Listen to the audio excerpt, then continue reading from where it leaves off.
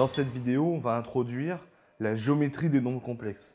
Les nombres complexes vont être en fait des nombres qui sont pratiques pour exprimer des propriétés avec la géométrie du plan.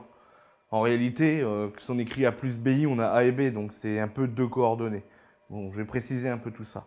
Après, on va remarquer qu'il y a des liens avec les angles et avec les distances, et que ça va simplifier beaucoup de choses en géométrie. Donc, petit rappel, quand on a introduit les nombres réels, on a tout de suite eu l'idée de les représenter sur une droite. Donc ici, j'ai placé mon 0, je place mon 1. Je peux placer tous les nombres réels sur cette droite. Donc, admettons, je place 2, je peux placer moins 1. Je peux placer des nombres plus compliqués, comme pi, ou racine de 2. Ou 1,5 par exemple, ici. Donc, tous les nombres ici peuvent être placés sur l'axe des réels. Les nombres complexes, ça va être la même idée, mais on va les placer dans un plan. Pourquoi dans un plan? Un nombre complexe, c'est un nombre de la forme A plus BI, avec A et B, deux nombres réels. On voit bien qu'il y a deux nombres qu'on va s'imaginer comme étant des coordonnées. Donc on aura deux coordonnées, et on va pouvoir placer nos nombres sur le plan. Donc je prends un repère, O. Alors, je ne vais pas mettre IJ tout de suite, vous allez comprendre pourquoi. Alors, je vais juste placer les 1. Et je vais choisir, donc ici un A et ici un B. Et ici, à l'intersection là, ici, en projetant ici, on aura, en fait, on a envie de placer le A plus BI. Ça va se passer comme ça. Mais comme on veut faire de la géométrie, on a besoin de points. Donc, ce n'est pas A plus BI qu'on va placer là, mais c'est un point M avec des coordonnées. Donc, ici, A plus BI. En fait, c'est le point M de coordonnées AB. Mais au lieu de considérer des coordonnées à deux dimensions avec deux nombres réels, on va considérer des coordonnées avec un seul nombre à une dimension, mais ça va être un nombre complexe. Donc ici, ça va être A plus BI, c'est la coordonnée de M. Alors pour ne pas se tromper et dire des bêtises, on ne va pas utiliser le mot coordonnée comme pour les nombres réels, mais on va utiliser un nouveau mot, le mot affixe. Donc l'affixe de M, c'est le nombre qui va le représenter, le nombre complexe qui va le représenter dans le plan. À partir de là, on va pouvoir faire de la géométrie. Et ça, c'est pratique. Par exemple, si je prends le point A d'affixe ZA. Donc ZA, c'est un nombre complexe, il a deux nombres réels en lui. C'est pour ça qu'il n'y a qu'un seul nombre à écrire ici. Et je prends B, le point d'affixe ZB. Donc ZB aussi, c'est un nombre complexe. Ce que j'ai le droit de faire, c'est de calculer ZA plus ZB. J'ai défini les opérations sur un nombre complexe et je peux aussi diviser par 2. C'est pas un souci. Et bien ça va être l'affixe d'un certain point I. Et ce point I, c'est le milieu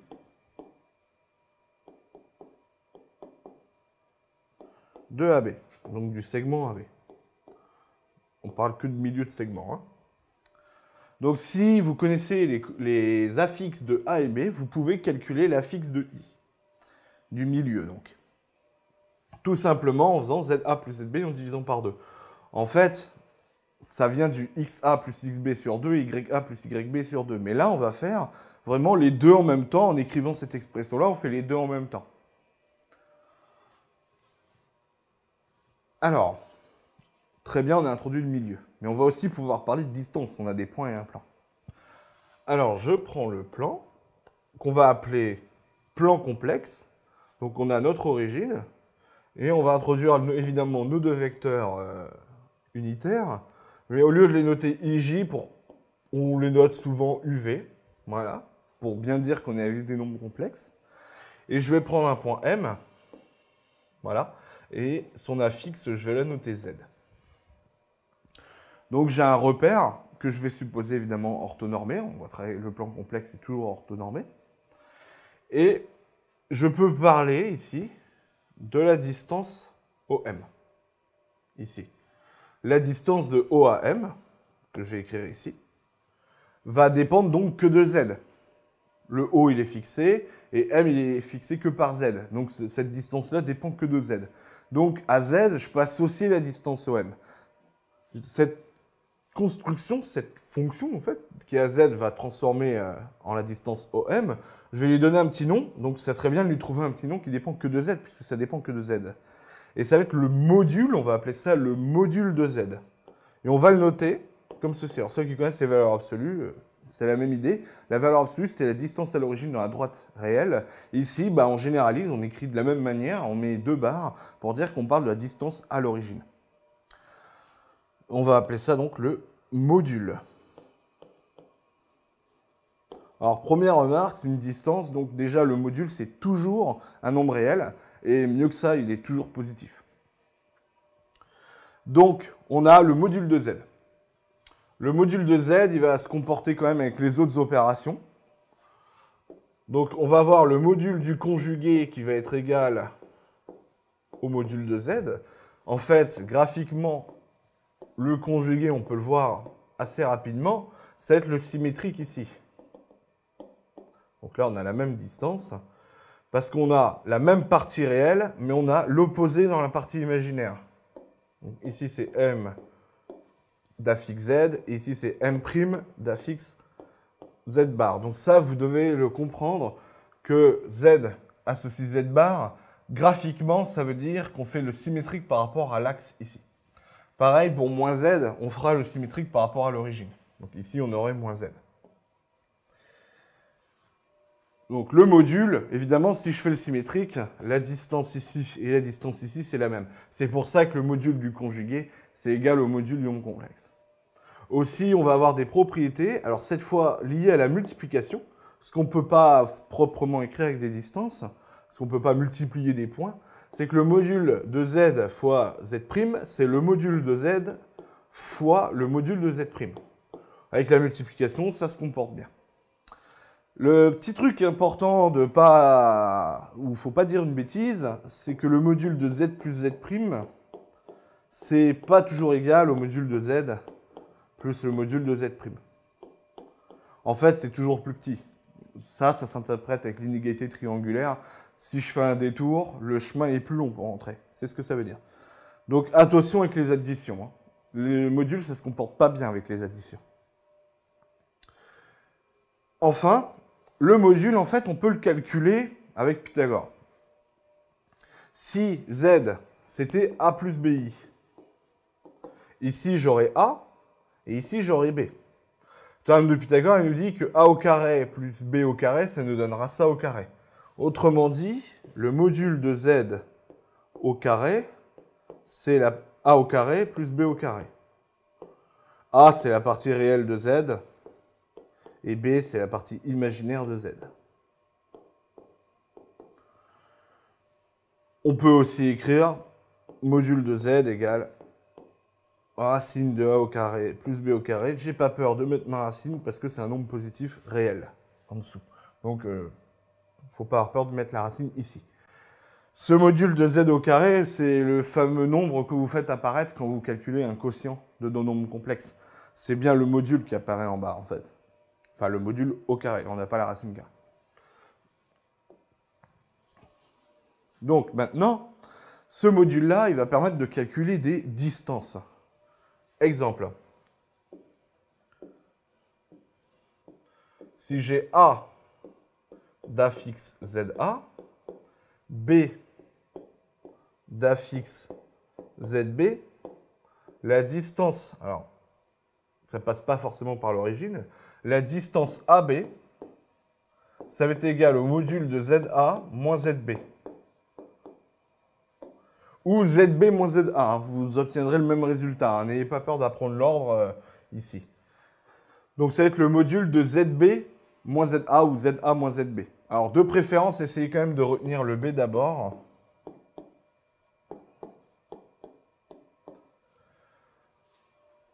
Vous allez comprendre pourquoi. Donc ZB moins ZA ou ZA moins ZB, c'est la même chose. Voilà, on est capable de calculer des distances. Qui dit distance, on est capable de faire des cercles, des médiatrices, etc. Alors, un cercle, qu'est-ce que c'est? Un cercle, c'est la donnée d'un point, avec un point O. Alors ici, on ne va pas l'appeler O, mais plutôt M. Pourquoi? Parce qu'on a déjà un repère centre en haut, donc on va choisir M, qu'on va poser d'affixe Z, donc ici on évite le O. Donc on a M de Z. Le cercle de centre M et de rayon R, c'est tous les points qui sont à une distance de R, à une distance de longueur R de M. Ça veut dire que c'est l'ensemble des points tels que PM égale R.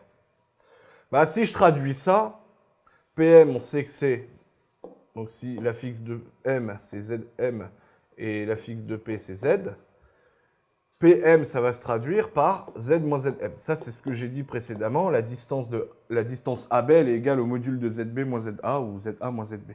Donc PM, c'est Z moins ZM, en module. Et R, c'est un nombre réel, on ne le change pas. Donc voilà. Ici, vous avez l'équation du cercle, complexe, peu importe. Donc Z moins, à chaque fois que vous avez une expression module de Z, Z étant une variable, moins un nombre complexe bien fixé, donc par exemple Z moins 1 plus I, en module égal à un nombre, mettons 3, ça va désigner un cercle. Donc ici, c'est le cercle de rayon 3 et de centre, le point d'affixe 1 plus I.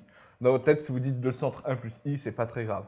Donc, si je vais le dessiner, on aurait notre 1 plus I et je mettrai rayon 3. Donc, bon, je suis pas très fort pour dessiner cercle. Donc ici, c'est un cercle. Si vous élevez au carré des deux côtés, ici, donc je vais les mettre, les petits carrés, vous allez avoir ici la partie réelle de ça au carré, plus la partie imaginaire de ça au carré. Et vous allez retrouver l'équation du cercle que vous connaissiez avant, c'est-à-dire x moins xm au carré, plus y moins ym au carré, égale r au carré. Donc ça, c'est l'équation que vous avez vue normalement en première. Donc, il y en a une formulation complexe de la même équation. Alors, on enlève les carrés en général, tac, tac, et on a une jolie formule en très peu de caractères. Même chose pour les médiatrices. Alors, qu'est-ce que c'est une médiatrice? On parle de médiatrice d'un segment, donc il nous faut un segment. Donc, on choisit deux points A et B. Je trace le segment AB. La médiatrice, qu'est-ce que c'est? C'est tous les points qui sont à la même distance de A et de B. Équidistants de A et B. C'est un terme compliqué pour dire la même distance. Donc le milieu, en l'occurrence, on est à la même distance des deux. Mais si je suis ici, par exemple, je vais avoir la même distance ici. Ou ici, je vais avoir la même distance ici. Bah, il se trouve que tous les points qui sont équidistants, ça va former une droite. Ici. Cette droite-là, en réalité, c'est la droite perpendiculaire qui passe par le milieu. Et c'est elle qu'on va appeler la médiatrice. Et bien, si on voudrait caractériser par une équation l'ensemble des m de la médiatrice avec l'affixe z, on écrirait, donc je vais poser les affixes de A et B, on écrirait que c'est l'ensemble des points équidistants, donc la distance MA égale MB. Donc MA, je le traduis, ça nous donne Z moins ZA, égale Z moins ZB. Donc là, j'ai traduit MA et MB. Donc ça, c'est une équation de médiatrice qu'il faut savoir reconnaître. Si vous voulez aussi, ce qui est possible de faire, c'est de poser Z égale X plus Y. Et il y a beaucoup d'exercices où on fera ça. Et quand vous allez calculer l'égalité des deux distances en mettant au carré pour éviter d'avoir des racines carrées partout, en simplifiant, en fait, vous allez enlever des carrés des deux côtés et vous allez retrouver une équation de droite vraiment sans carré. Donc vous allez finir par avoir quelque chose de la forme AX plus BY plus C égale 0. Alors je ne vais pas donner d'exemple, ça sera fait dans des exercices. Alors maintenant, je vais introduire une nouvelle notion. On a parlé de affixe, on a parlé de module, et maintenant on va parler d'argument. Alors, je reprends mon plan complexe. OUV. Si je choisis un point ici, M d'affixe Z, Déjà, la distance que j'ai tracée là, on sait que c'est le module. Mais on a aussi un angle orienté, ici, θ.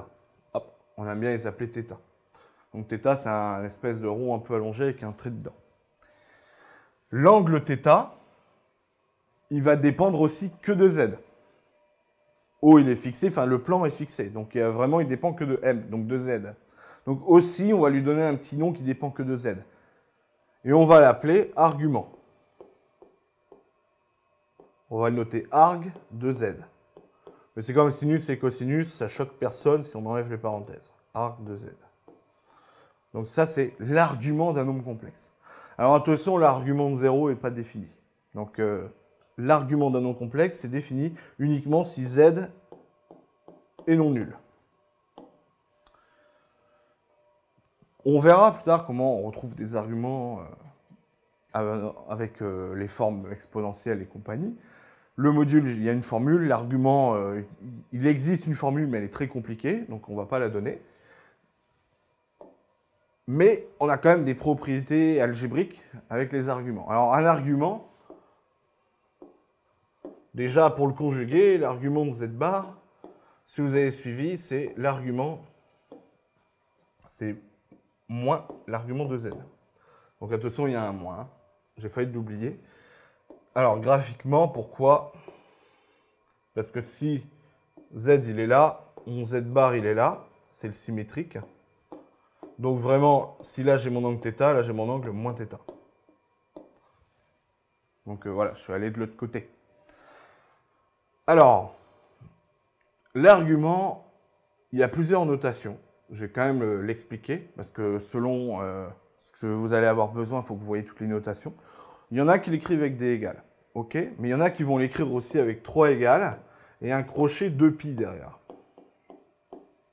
Il y en a qui vont l'écrire avec un égal et un crochet 2pi derrière. Alors, pourquoi il y a un crochet 2pi qui traîne derrière? En fait, ça veut dire que l'argument, il est défini à un angle 2pi près.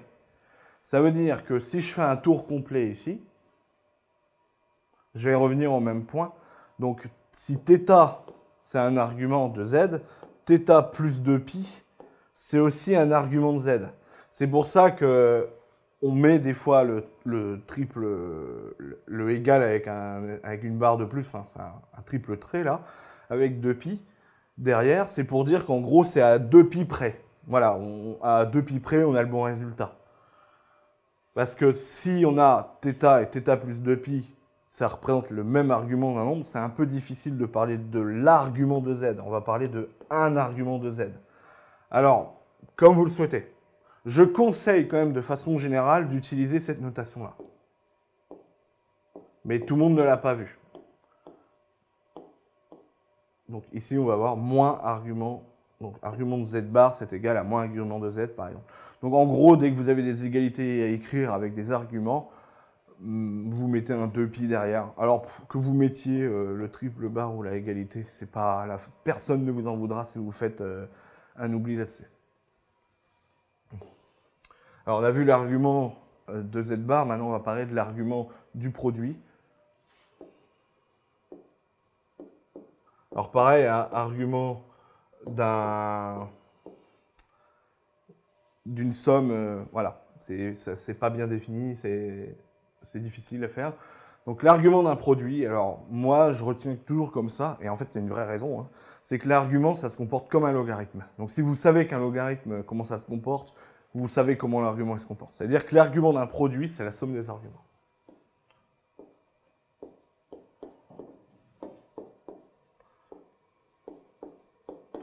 Donc moi comme j'ai dit, je vous le conseille, hop, hop, ok, à 2pi près. Donc voilà pour l'argument. Alors ça va être très pratique pour calculer des arguments des nombres complexes très compliqués, comme si on veut calculer l'argument de 1 plus i puissance n, etc. Alors, le module et l'argument, en fait, vous allez très vite les faire apparaître en calculant les formes exponentielles. On va apprendre après à calculer des formes exponentielles, vous allez naturellement faire apparaître l'argument et le module. Bon, le module, vous allez devoir le calculer. Donc je rappelle, c'est le fameux racine de A2 plus B2. Mais l'argument, en fait, vous allez le retrouver en utilisant le cercle trigonométrique Une fois que vous avez votre forme exponentielle, vous aurez votre argument qui va apparaître. Donc, l'argument, cette formule-là, en fait, va apparaître naturellement après en utilisant des puissances qui vont bien se comporter. Donc ça, vous allez en fait pas souvent l'utiliser. Donc ici, argument de 1 plus i puissance n, ça fait n fois, donc comme j'ai dit, comme un logarithme. Donc n'hésitez pas à aller voir la vidéo sur les logarithmes, modulo 2pi. Donc en réalité, cette formule-là, vous n'allez jamais l'écrire. Vous allez vraiment, alors moi j'aime bien avec le 3 bar, vous allez vraiment avoir quelque chose avec des exponentielles de i θ quelque chose ici, r puissance n, ça va être égal à r puissance n exponentielle i n θ. Et votre argument, en fait, c'est le nombre qui est là. Donc ici, vous avez n θ, c'est le n fois θ quand θ, il est là, quoi. C'est quand θ, c'est le nombre qui est ici. Donc franchement, cette formule-là, sachez-la, parce qu'il faut connaître ces formules. Argument, ça se comporte comme un logarithme, mais en pratique, vous n'allez pas souvent l'utiliser. Par contre, toutes les propriétés sur le module, alors ça, vous allez en avoir pas mal à savoir manipuler. Et vraiment de savoir que le module du produit, c'est le produit des modules. Donc le module de z puissance n, c'est le module de z puissance n, etc., etc.